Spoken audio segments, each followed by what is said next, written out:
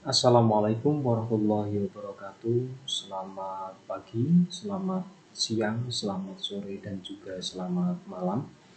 Oke, pada video dan pertemuan kali ini kita akan membahas tentang sistem pelumas pada sepeda motor. Untuk yang pertama adalah tentang materi pembahasan. Jadi apa saja yang akan kita bahas? Yang pertama adalah apa itu sistem pelumas. Kemudian yang kedua, bagaimana prinsip kerja dari sistem pelumas.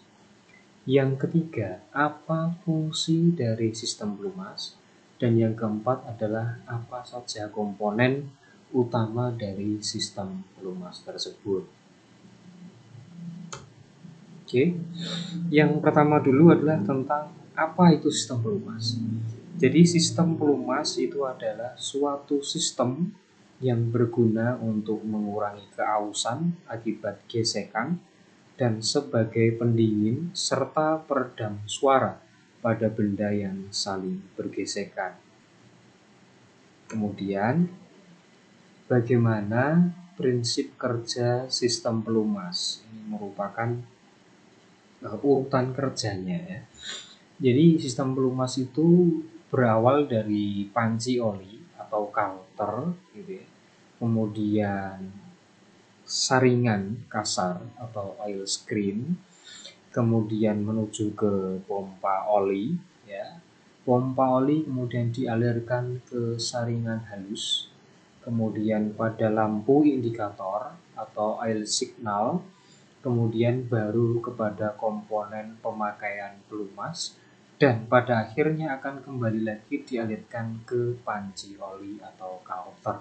Dan ini bekerja secara terus-menerus sistem pelumas ini dalam mesin selama mesin ini dinyalakan atau aktif. Kemudian yang ketiga adalah tentang fungsi dari sistem pelumas. Sistem pelumas mempunyai fungsi sebagai berikut. Yang pertama untuk mengurangi keausan mesin. Kemudian yang kedua, mengurangi gesekan dan kehilangan tenaga yang diakibatkannya. Yang ketiga, memindahkan panas atau sebagai media pendingin.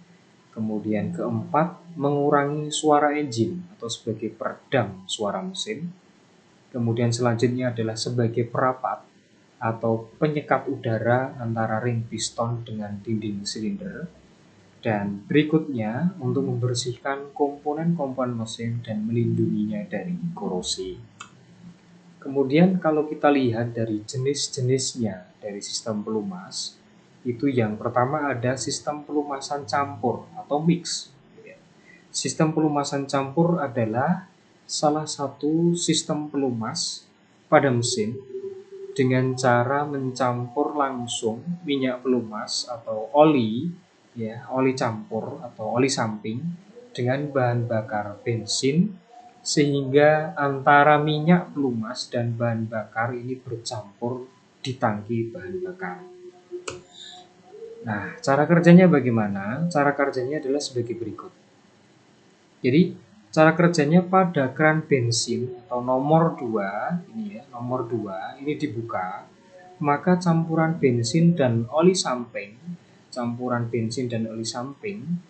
pada nomor 1 ini, pada tangki, itu akan mengalir menuju karburator, ditujukan dengan nomor 3. Nah, di karburator, bensin dan oli samping dan udara bercampur membentuk campuran yang homogen dan masuk ke dalam ruang engkol, dan selanjutnya campuran bensin dan oli samping akan melumasi bagian mesin yang berada di ruang engkol dan dinding silinder.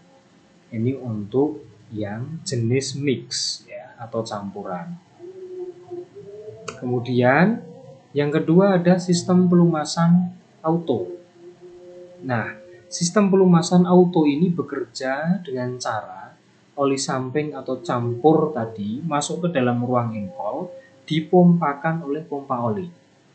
Sehingga penggunaan oli samping ini lebih efektif sesuai dengan kebutuhan mesin. Sistem pelumasan ini digunakan pada mesin 2 tak saja pada sepeda motor. Oli samping atau campur yang masuk ke dalam ruang engkol engkol tergantung dari jumlah putaran dan pembukaan katup masuk atau reed valve. Ini untuk sistem pelumasan auto. Cara kerjanya adalah sebagai berikut. Jadi saat mesin hidup, handle gas ditarik, maka bensin mengalir ke karburator. Bensin mengalir ke karburator, seiring dengan tarikan handle gas, pompa oli ini akan berputar, yang menyebabkan oli samping atau campur di tangki terhisap dan ditekan menuju ruang engkol melalui saluran di belakang karburator. Jadi ini sudah berbeda lagi sistemnya dengan yang oli samping tadi yang secara konvensional, karena dia akan bekerja berdasarkan dari tarikan dari gas ini ya, dari kabel gas. Kemudian di pompa olinya, ini karburator hanya untuk mencampur bahan bakar dan udara. Kemudian pompa oli ini akan bekerja secara sendiri, ya. Nah, bensin dan oli samping atau campur tadi menjadi satu di belakang karburator. Jadi dia akan menjadi satu antara bahan bakar, udara, dan oli akan menjadi satu di belakang karburator. Dan selanjutnya akan masuk ke dalam ruang engkol dan melumasi bagian-bagian yang bergerak. Setelah bercampur bersama antara bahan bakar, udara, dan juga oli di belakang karburator ini, dia akan masuk secara bersamaan ke dalam ruang bakar yang akan melumasi semua komponen yang ada di sini, saja piston, ring piston, dan sebagainya yang ada di ruang ini. Itu ya, ini untuk yang cara kerjanya yang jenis auto. Nah, kemudian yang ketiga, ini merupakan sistem pelumasan percik. Sistem pelumasan percik adalah sistem pelumasan dengan memanfaatkan gerakan dari bagian yang bergerak untuk memercikkan minyak pelumas ke bagian-bagian yang memerlukan pelumas. Misalnya, pada poros engkol berputar sambil memercikkan minyak pelumas untuk melumasi dinding silinder. Cara kerjanya bagaimana? Cara kerjanya adalah sebagai berikut. Jadi saat mesin hidup, poros engkol ini akan berputar. Ya, poros engkol berputar. Bagian poros engkol yang menyerupai sendok, menyerupai sendok pada bagian bawah ini, ya ini akan membawa minyak pelumas. Dan akhirnya minyak pelumas ini akan terpercik ke atas dan melumasi dinding silinder. Ini perbedaannya dengan tadi yang di sistem auto yang sebelumnya. Ini untuk sistem pelumas yang tipe percik. Kemudian selanjutnya ada sistem pelumas tekan. Minyak pelumas di dalam kalter dihisap dan ditekan ke dalam bagian-bagian yang dilumasi dengan menggunakan pompa oli. Sistem pelumasan ini biasanya sangat cocok untuk melumasi bagian-bagian mesin yang sangat presisi. Aliran minyak pelumas tergantung pada jumlah putaran mesin. Hal ini dikarenakan pompa oli diputarkan oleh mesin. Jadi sistem pelumasan ini digunakan pada mesin 4 tak dan memiliki kelebihan pelumasan lebih merata dan teratur. Minyak pelumas yang telah melumasi bagian-bagian mesin akan kembali lagi ke kalter kembali dan begitu pula seterusnya selama mesin ini beroperasi atau nyala. Nah, cara kerjanya adalah sebagai berikut. Untuk yang sistem tekan, gitu ya.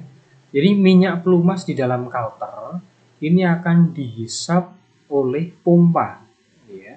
Akan dihisap oleh pompa atau ditekan oleh pompa melalui oli, ya.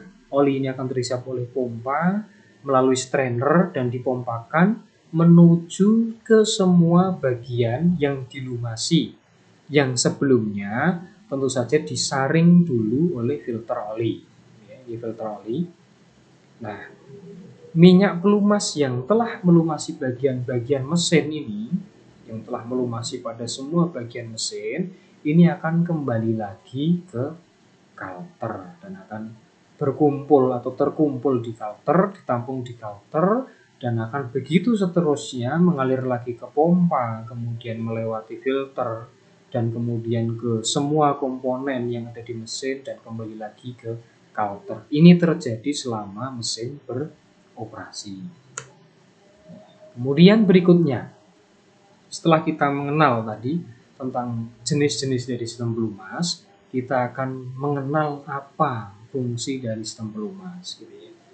Jadi sistem pelumas ini harus mempunyai sifat-sifat pelumasan. Ya. Jadi sifatnya antara lain adalah dia oksidasi, dia mempunyai keasaman, air endapan, dia titik nyala, viskositas, emulsi, dan residu karbon. Ini merupakan adalah sifat-sifat yang harus ada, yang harus dipenuhi oleh sistem pelumas. Oke. Nah, ini kemudian masuk pada komponen-komponen sistem pelumasan, ya. Komponen-komponen sistem pelumasan. Jadi oil pump, gitu ya. Oil pump ini merupakan komponen yang pertama dalam sistem pelumasan. Pompa oli atau oil pump ini berfungsi untuk menghisap minyak pelumas dari bak oli dan menekan atau menyalurkan ke bagian-bagian mesin yang bergerak dengan tujuan agar bagian-bagian tersebut dapat terlumasi dengan oli. Nah, pompa oli ini ada dua macam. Yaitu yang pertama adalah pompa oli model roda gigi, dan yang kedua adalah pompa oli model trochoid atau rotor.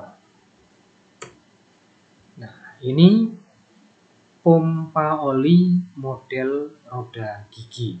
Ya. Jadi pada model ini roda gigi terdiri dari gigi penggerak, gitu ya. Dari gigi penggerak, ya, gigi penggeraknya. Ini gigi penggerak dan gigi yang digerakkan, ya, atau drivennya, berputar secara bersamaan untuk menghisap dan mengumpulkan oli ke bagian-bagian mesin yang bergerak. Roda gigi ini terdapat di dalam pompa oli. Pompa oli model roda gigi dapat dibedakan menjadi dua, yaitu pompa oli tipe internal gear dan pompa oli tipe external gear. Nah, sementara untuk materi ini kita sampai pada materi tentang pompa oli. Kemudian untuk jenis-jenis pompa oli, ya, yang tipe roda gigi tadi ada dua, maka akan kita bahas pada materi berikutnya. Demikian tadi tentang materi tentang sistem pelumas. Terima kasih. Assalamualaikum warahmatullahi wabarakatuh.